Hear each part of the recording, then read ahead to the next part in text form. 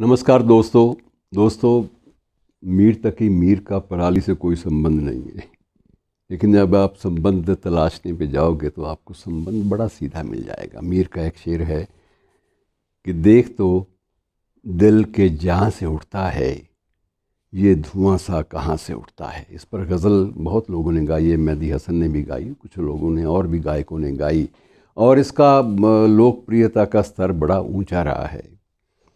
लेकिन ये धुएं की जो बात है, मैं इसको आज के धुएं से जोड़ना चाहता हूँ, जिस धुएं से सराबोर हमारे देश की केंद्रीय राजधानी भी है, और इस देश के बहुत सारे महानगर, बहुत सारे छोटे बड़े कस्बे सभी इसमें डूबे हुए हैं।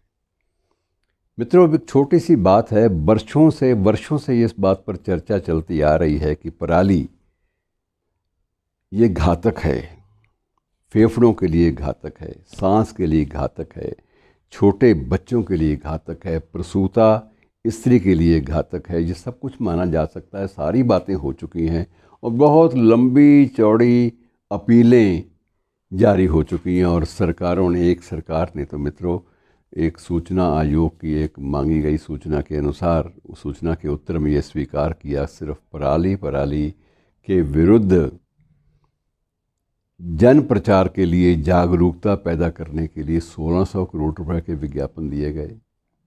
1600 करोड़ रुपया आपने पराली के विरुद्ध जागरूकता फैलाने के लिए खर्च कर दिया। लेकिन उस पराली से निपटा कैसे जाए, उसका प्रबंधन अन्य रूपों में कैसे हो, इसके लिए आपने 16 करोड़ का प्रावधान भी नहीं रखा। ये कितनी दुखद बात है। और दम घुट रहा है सारे के सारे परिवेश का। और सिर्फ दम नहीं घुट रहा, मैं जिस प्रश्न की ओर आज आपको ले जाना चाहता हूँ वो प्रश्न थोड़ा सा इससे जुड़ा हुआ भी है और अलग भी है। इन दिनों में अचानक एयर फ्रेशनर इनकी एकाएक बिक्री बढ़ गई है। यानी आप जिस हवा में सांस लें वो हवा भी ब्रांडेड हो।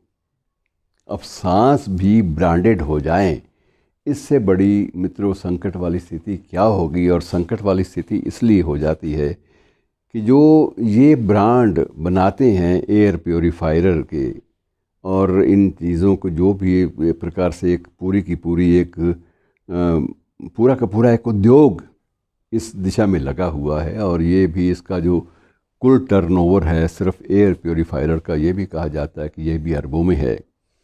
अब अरबों में जो लोग निर्माण करते हैं वो लोग भी ये कभी नहीं चाहेंगे कि आपकी हवा जो है साफ़ हो जाए।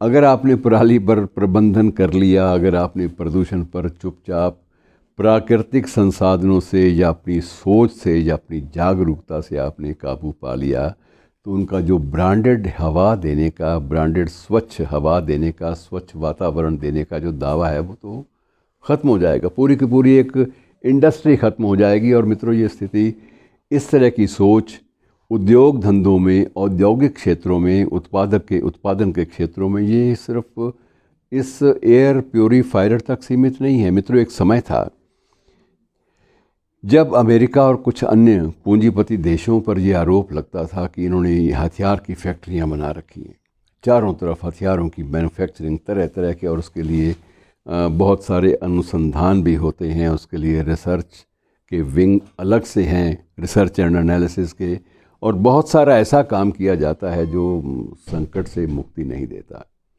अब जहाँ ऐसी परिस्थितियाँ हों वहाँ आप ये अंदाज़ा लगाइए कि आफ्टर ऑल युद्ध नहीं होगा, आतंकवाद नहीं होगा, दंगे नहीं होंगे, तो हथियार कहाँ से खर्च होंगे।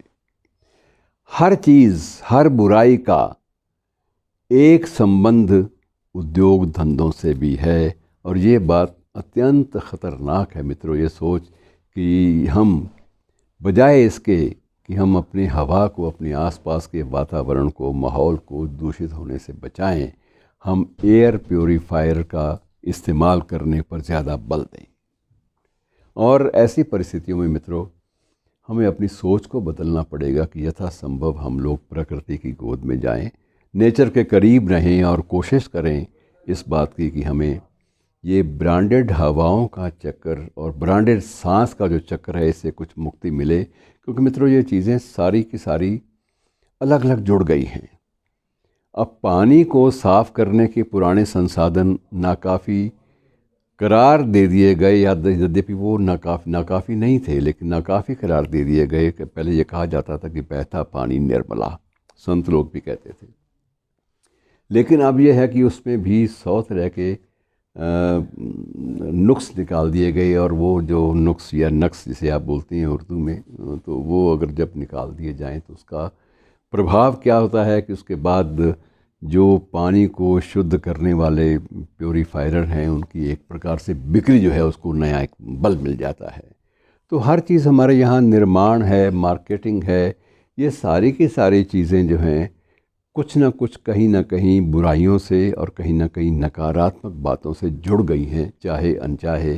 और मित्रों, अब इससे कैसे बचा जाए, ये आप भी सोचिए, मैं भी सोचूंगा। शुक्रिया।